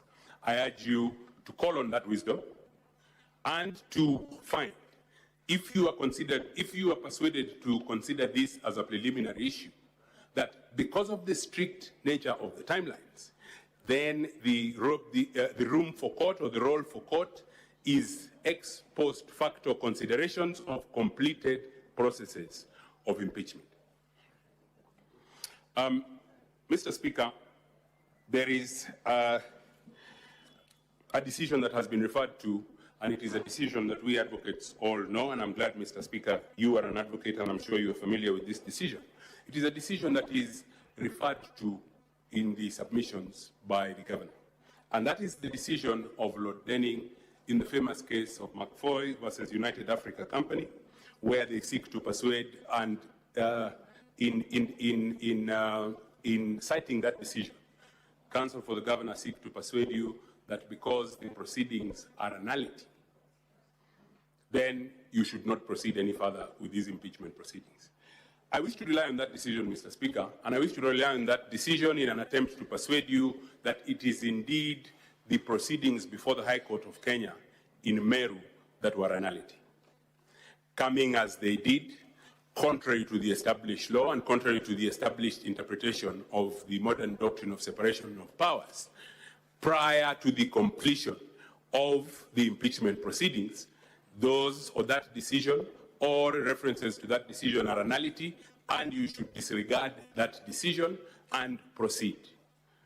Mr. Speaker, I heard a few passages from the decision, and learned counsel for the governor seemed to be suggesting that the judge of the High Court in some way may have been directing this House as to what to do with its orders. I submit that this House is completely independent under the Constitution of the Republic of Kenya, and you should be guided properly as you then consider this preliminary issue. But in conclusion, I wish to state that this preliminary issue is not a preliminary issue. It is based on contested issues of fact, which we should then get the opportunity to look into. The second issue that I wish to respond to is an issue that when I first encountered it, I was a little concerned. And that is the submission that has been made by my learned colleagues for the governor, and they have taken some time on it, that there were no sittings of the County Assembly of Isiolo on the 18th and the 26th of June 2025.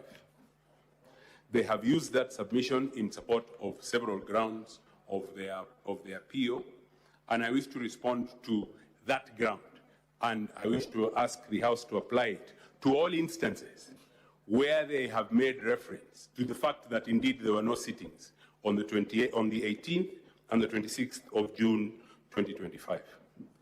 I wish to submit that that argument, with tremendous respect to the governor and his team, is self-defeating.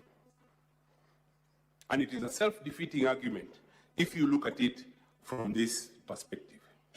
Mr. Speaker, it is the proceedings of the County Assembly of Isiolo of the 18th and the 26th of June 2025 that the governor has taken to the High Court in Meru, and it has resulted in the decision of Mr. Justice Nyaga, sitting in the High Court in Meru, which is set out, the order arising from Mr. Justice's decision is on, Mr. Justice Nyaga's decision, is on page 6 and 7 of volume 3 of the governor's document.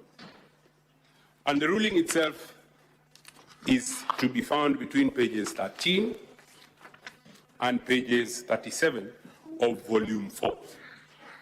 And having based substantive legal proceedings on the proceedings of the County Assembly of the 18th and the 26th of June 2025, it then cannot fall from the governor's mouth to come here before you this morning and assert that there were no proceedings. They have based substantive legal proceedings on the fact that there were proceedings. They have gotten certain orders from the High Court in Meru, which orders they seek to bring before you and urge you to declare the proceedings a nullity. I submit that they cannot. And for the completeness of the record, I submit that an estoppel An estoppel arises against them approbating and reprobating in the manner in which they do. And an estoppel, for the purposes of my submission, is a legal principle which precludes a person from asserting something contrary to their previous action or statement. The contrary provision is that there were no proceedings. The previous action is that they took those proceedings to the High Court, persuaded the judge of the High Court that they were proceedings, and obtained orders. They cannot do both. And for that reason, I urge you, I submit that that ground of the PO must fail. There is the issue that my good and learned friend, Mr. Theori, commenced with, and I wish to crystallize that issue as the threshold issue. The short and sharp answer to the threshold issue is that threshold, the determination of whether or not a motion surpasses the threshold required in law requires the consideration of testimony of evidence from both sides. And the consideration of evidence must of necessity, Mr. Speaker, include the testing of that evidence. There are witnesses that the governor has brought, and there are witnesses that the governor has brought and their testimony was referred to in support of this submission. We, as the advocates who are present for the county assembly, wish to test that testimony. We do not believe that what has been stated in those statements is correct. Those facts, Mr. Speaker, are therefore contested. And if they are contested facts, they then cannot form the basis in law or otherwise for a preliminary issue. That must go on to full trial, and in the context of these proceedings, that means the hearing of the motion that has been brought.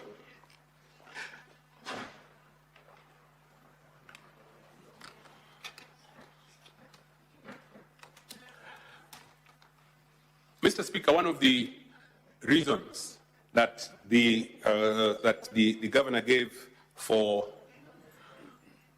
in support of the submission that the threshold has not been surpassed was the fact that the minutes in support of those, the Hansard, sorry, not the minutes, Mr. Speaker, in support of those two proceedings were not signed. That one of the governor's witnesses is the clerk of the assembly, the county assembly of Isiolo. Most unusual in the circumstances, because it is the clerk's responsibility to sign those Hansard proceedings.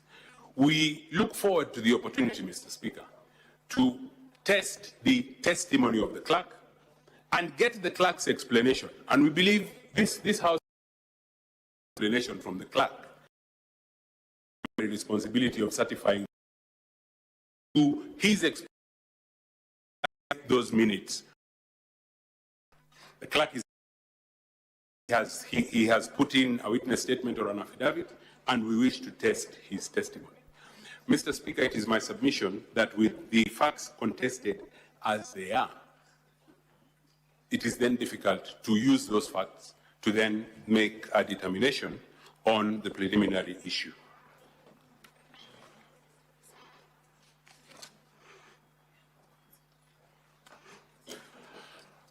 The next issue that I wish to submit on and emphasize is that the material that the governor wishes to rely on for his preliminary issue is the same material that the governor has brought forward or seeks to rely on as testimony in opposition to this motion.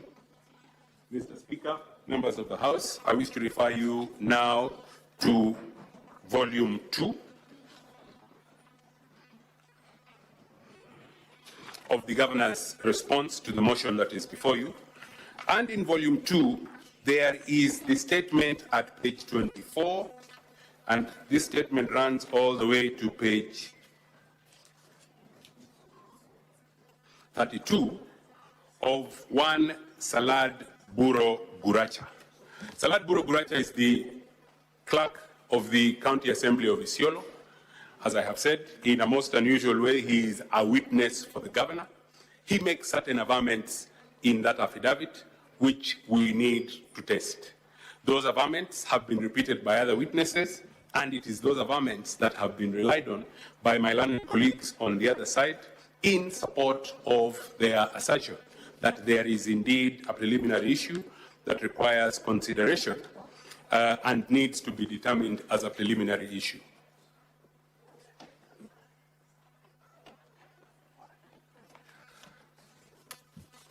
Mr. Speaker, I wish to cede the remainder of our time to my colleague, Mr. Mawira.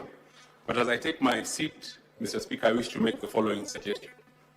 Mr. Speaker, it is apparent in a rather blatant manner that the issues that have been brought as preliminary issues before you are not preliminary issues. Whereas they may be issues that are fit and proper for the determination of this House, but they are not fit and proper for determination as POs.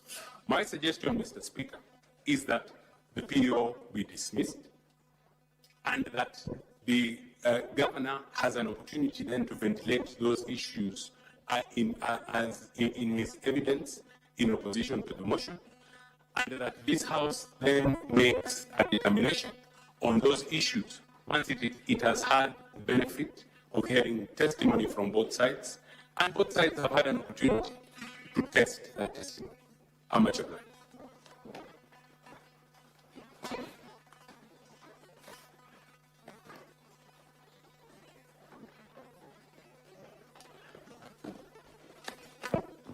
Honorable Speaker, my name is Mawira.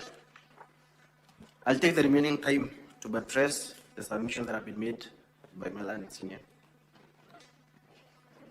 Foremost, Honorable Speaker and members of this House,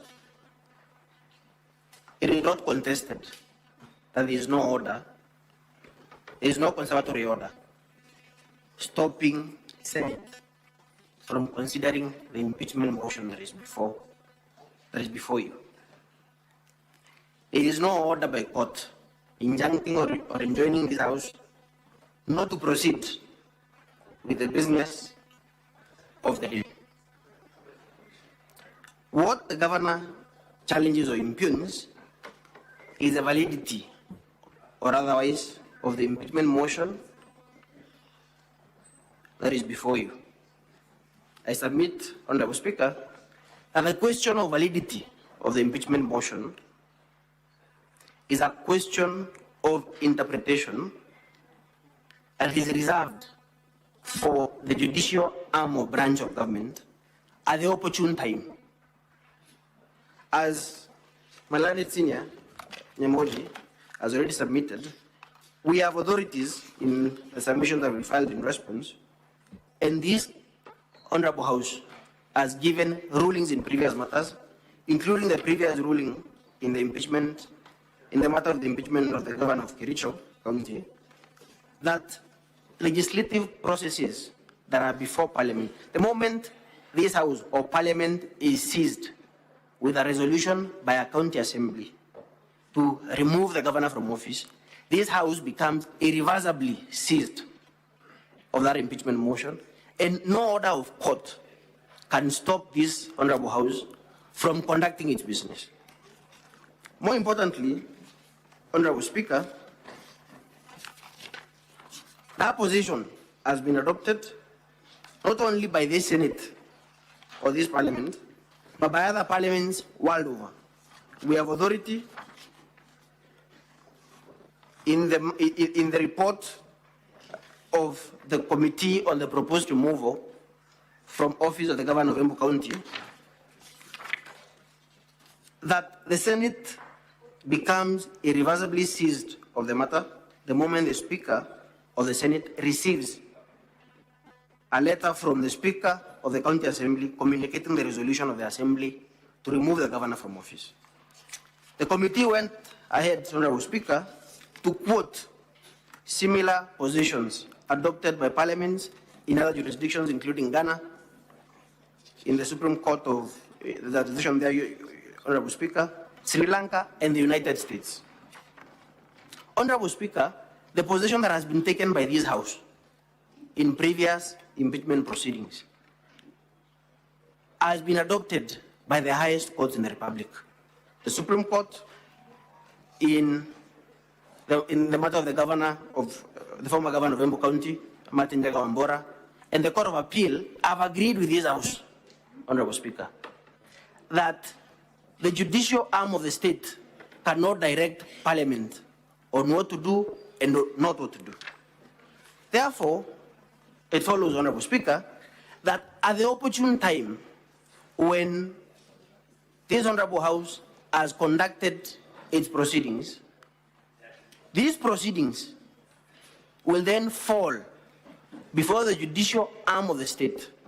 And at that time, the judicial arm of the state will have every opportunity to test the proceedings of this House for constitutional compliance. It is agreeable, it is common ground, Honorable Speaker, that the proper judge of compliance with the Constitution and the standing orders of this House and the statutes relating to the removal proceedings of the governor is the judiciary. The question,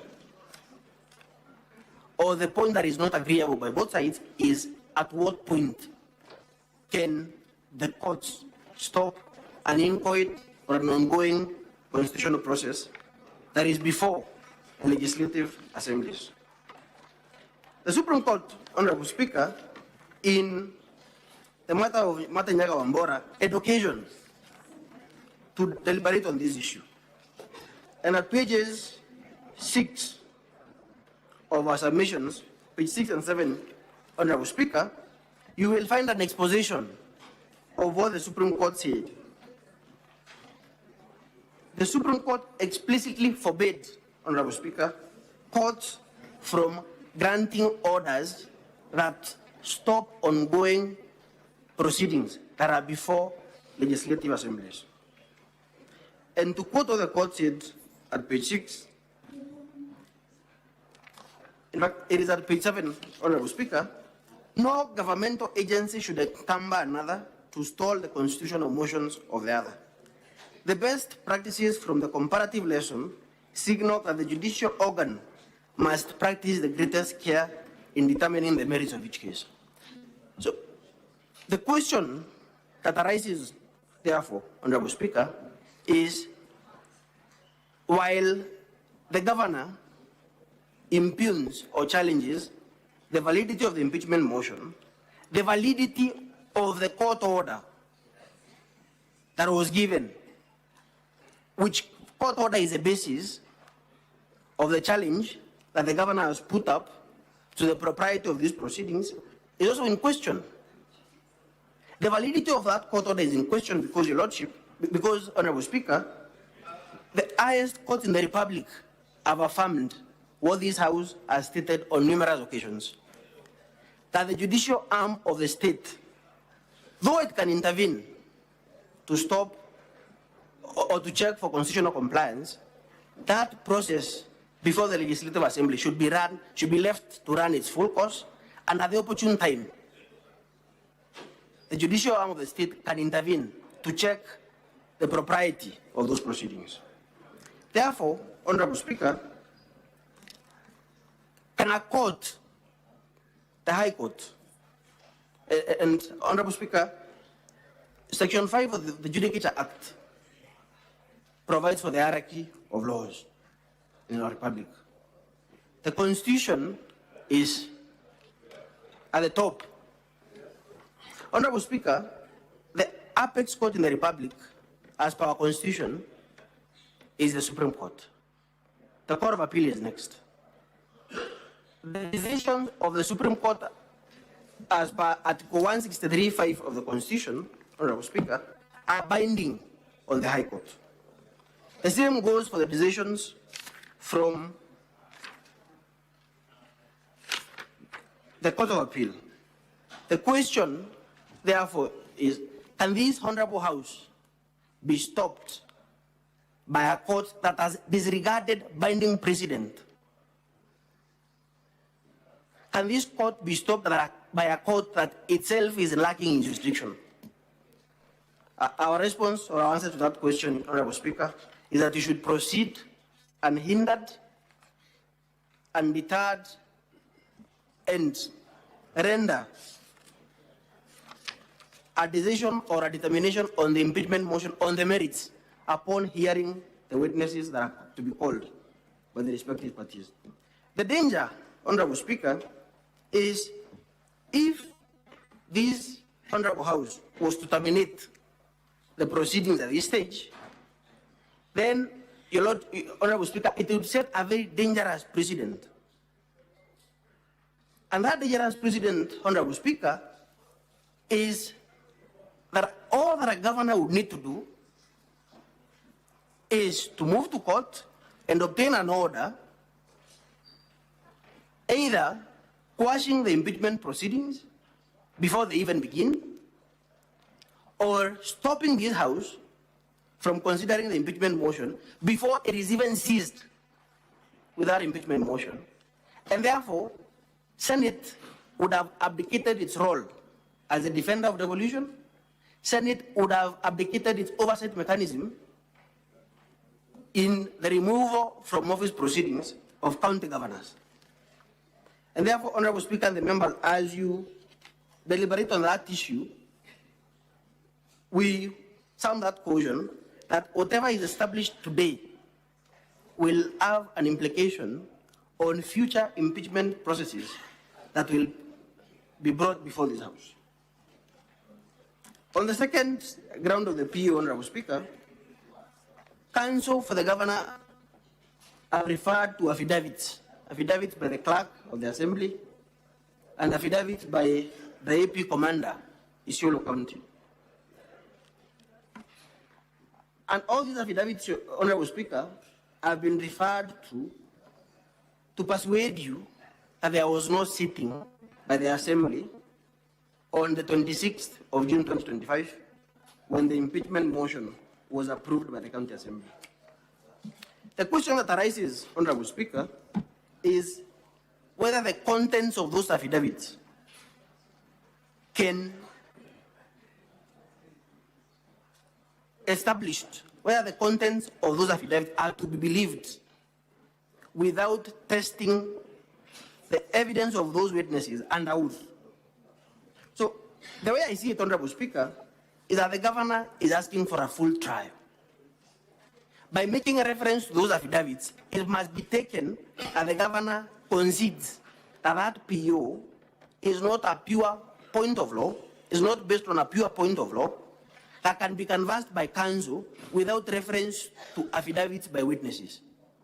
The reason we file affidavits before you, Honorable Speaker, is to give advance notice to the other party, so that the other party can prepare on how to test the truthfulness, the credibility, and the veracity of those witnesses when they take the stand to give evidence before this House.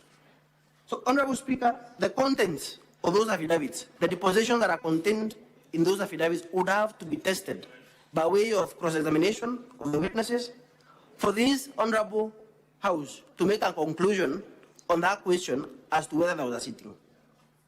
The same goes for the answer that is impugned by the clerk of the county assembly on oath. With regard to the question of further on that question of the alleged forgery of the answer, all the counsel for the governor has done is to make reference to an affidavit by a witness. Counsel was submitting on a preliminary, on what is supposed to be a preliminary point of law. It is no longer a preliminary point of law, Honorable Speaker, if counsel does not restrict himself and now, takes the posture of the witness and testifies on behalf of a witness on what they have deponed under oath in an affidavit. At the opportune time, Honorable Speaker, we'll be praying to cross-examine those witnesses in order to establish the truth.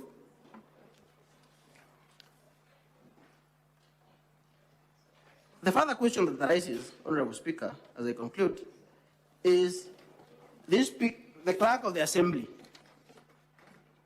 under the County Assembly Services Act is required to render expert, non-partisan advice to the Speaker and to the House on procedural matters and all other matters that are before the House.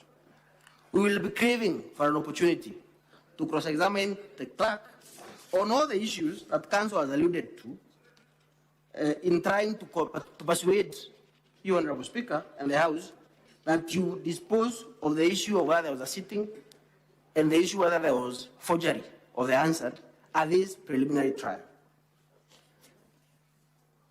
A mini trial that the governor requests for, a trial within a trial, is not necessary, Honorable Speaker, if the issues that are to be canvassed during that mini trial can be established in the full trial. Or that the issues of the sitting of the Assembly, the issues of the alleged fraud, the alleged forgery, are matters that belong to the full trial. It is for the governor to prove that indeed there was forgery, because he's the one who alleges there was forgery of the answer report and that there was no sitting. It is for the governor to prove through evidence that is going to be tested by way of cross-examination at the trial. Therefore, Honorable Speaker, reducing that issue, and it's a very germane issue, the issue of the sitting and the alleged forgery, to a matter that can be handled at this stage without leading evidence, is not only inappropriate, but against the best interest of justice, because the County Assembly will not have the opportunity to cross-examine the witnesses that are being called and whose affidavits have been referenced to by the Governor's Council in making that preliminary point. In conclusion, Honorable Speaker, it is only after a lengthy and a drawn-out hearing in the main trial that all these issues that are couched as preliminary objections can be sufficiently addressed.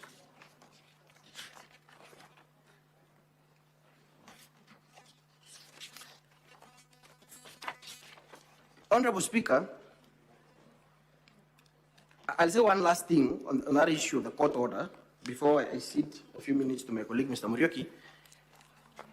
Honorable Speaker, the issue of the court order that is the governor has alluded to is not to be looked at just as a standalone issue or as it is essentially, Honorable Speaker, an attack on the jurisdiction of this Honorable House to hear the impeachment motion that this House is seized of. The question, as I said before, is if a court whose jurisdiction is challenged, because in fact, Honorable Speaker, I was in those proceedings and the jurisdiction of the court was challenged, the court has not rendered a decision on a preliminary objection that was filed, but the court proceeded to grant the orders that were granted. Can a court whose jurisdiction is challenged and which court, the apex court in the Republic, together with the Court of Appeal, have held that our court is bereft of jurisdiction, take away the jurisdiction of this House, which is constitutional in nature, the jurisdiction of this House to oversight county assemblies is constitutional in nature. Can a court acting in excess of jurisdiction take away the constitutional mandate of this House? As Mr. Nyamodi quoted just before he took the stand, Honorable Speaker, the decision in Mark 4 on the validity of that court order comes into play. Because, Honorable Speaker, there is no need for that court order to be set aside. The moment that court order was given by a court that has disregarded binding precedents from the Supreme Court, from the Court of Appeal, and acted in excess of jurisdiction, that order is a nullity in law. So much as the court order says that the proceedings before the Assembly were a nullity in law, the court order itself is a nullity in law. There is no further order of court that is required to set aside that order, because that order itself is a nullity in law. It cannot stand. Therefore, Honorable Speaker and the Senators, I urge you as I conclude, not to accede to the request by the governor's lawyers to take away the jurisdiction of this honorable house on this important question that is before you for determination. I will cede the remaining minutes to my colleague, Mr. Muriel.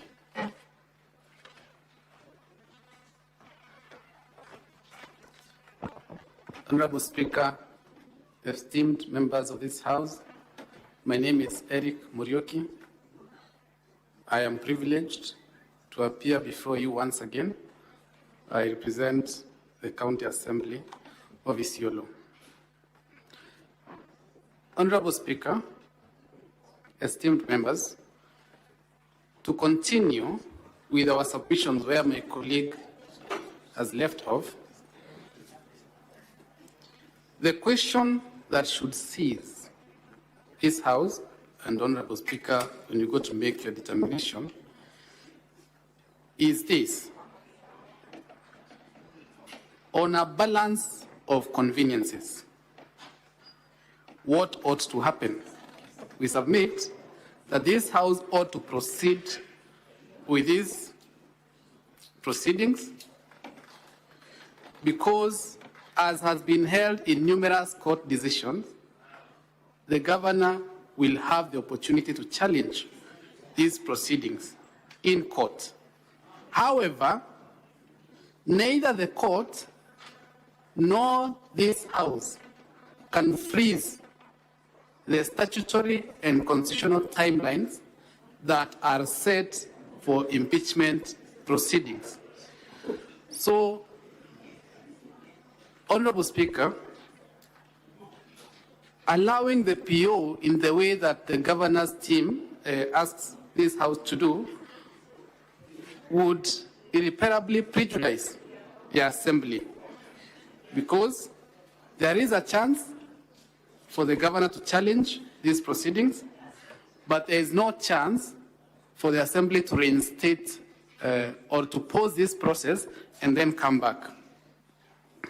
The proper time to question the validity of impeachment proceedings, as has been ably submitted by my senior Nyamodi, is after the process is complete. And Honorable Speaker and members, this is what the court held in the case of Kawira Mwangaza versus the County Assembly of Meru. Honorable Speaker, this position was also buttressed or had earlier been held in the Mate, the Justice Kariuki Mate matter. Honorable Speaker, allow me to read an excerpt from the decision of the Court of Appeal, that is Mwangaza versus County Assembly of Meru and another, 2023 KECA. We observe that the applicant's right to be heard and to defend herself from the allegations made against her in the impeachment debate at the County Assembly of Meru provided under the standing orders of the County Assembly. If she is impeached, and emphasis on this part, Honorable Speaker, she will have another opportunity to present her case before the Senate during the hearing of the impeachment motion. Further emphasis here, Honorable Speaker, even after the Senate makes its decision, the applicant still has the avenue of petitioning the court for an appropriate relief if the decisions were to go against her.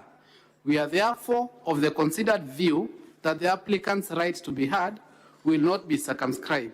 Enough said, this court lacks jurisdiction to consider the application before it for the reasons stated in the ruling.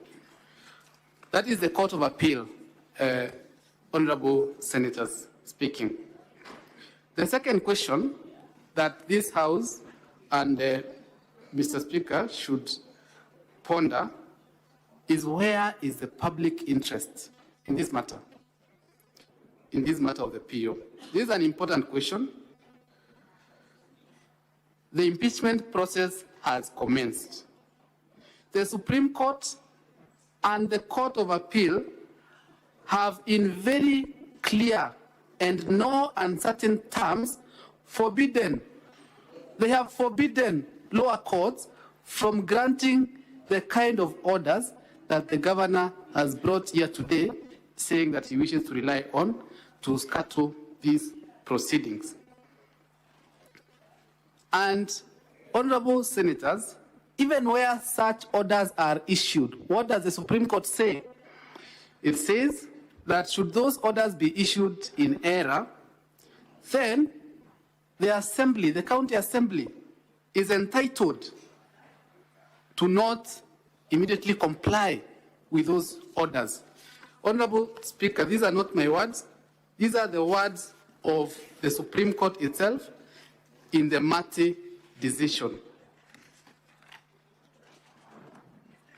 Paragraph 95 of that decision, and it is found in page 8 of our submissions, where the Supreme Court says, it is our understanding that the exceptional circumstances of this case, with a complex scenario of justiciabilities from contrasted standpoints, would lend justification to the non-effectuation of contempt orders at the beginning, and consequently, we would accommodate the reality of there not having been immediate compliance as would otherwise be required. The Supreme Court is recognizing that sometimes court orders are issued in error, and where the effect of those orders is to encumber a House of Parliament, a legislative house, from performing its duties, the Supreme Court is accommodating the reality that those orders do not have to be immediately complied with.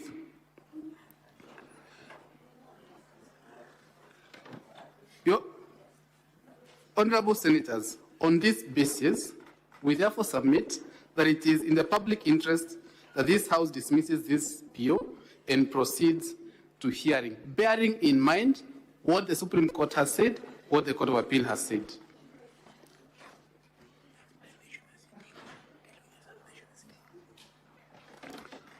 Honorable senators, another issue I want to touch on is the issue of forgery that has been alleged in the governor's preliminary objection. And the only submission I will add to what my colleagues have said on that issue. Counsel for the County Assembly. Yes. Just take your seat. I've got a communication to make.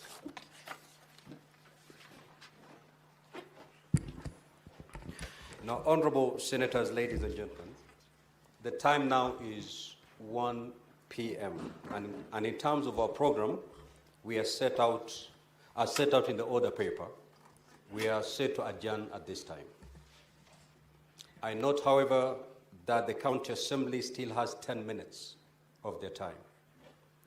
I therefore wish to invoke Standing Order 34-2 and 2A of the standing orders, which permit the Speaker, for the convenience of the Senate, to direct later interruption of the business for a period of not more than 15 minutes. I therefore direct that the County Assembly may utilize its remaining 10 minutes so that the Senate shall adjourn at 1:10 p.m. or such earlier time as the County Assembly concludes its submissions.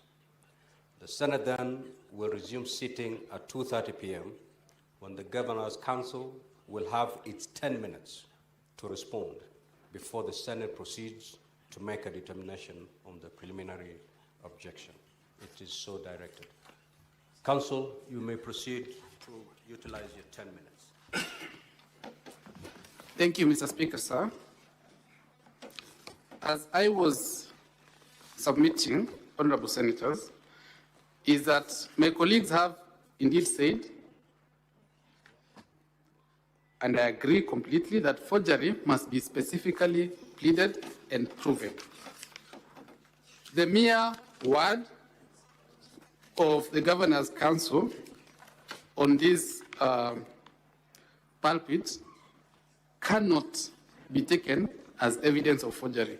Indeed, in a decision of the Court of Appeal, Jennifer Nyambura Kamau versus Humphrey Bakanandi, the court held that it is also a settled law that fraudulent conduct must be distinctly alleged and distinctly proved. It is not allowable to leave fraud to be inferred from the facts. An allegation of forgery is an issue of fraudulent conduct. Honorable Senators, you have been told that it is a preliminary issue whether there was a sitting and whether from that sitting threshold for impeachment was reached. Honorable Senators, this issue can only be determined after a conclusive hearing of these proceedings. The Governor's Council has stated that they will rely on the affidavit of the clerk, who is an employee of the County Assembly, to tell you that there was no sitting. Honorable Senators, as a matter of fair hearing, we must then be allowed to test the veracity of those averments by the clerk under oath through cross-examination. And for that reason, Honorable Senators, this issue cannot form the basis of a PO. Honorable Senators, from the locus classicus on POs of Mukisa Biscuits, as was again affirmed in the decision that we have quoted in our submissions of Ali Hassan Joe and another versus Suleiman Said Shaban, for a PO to succeed,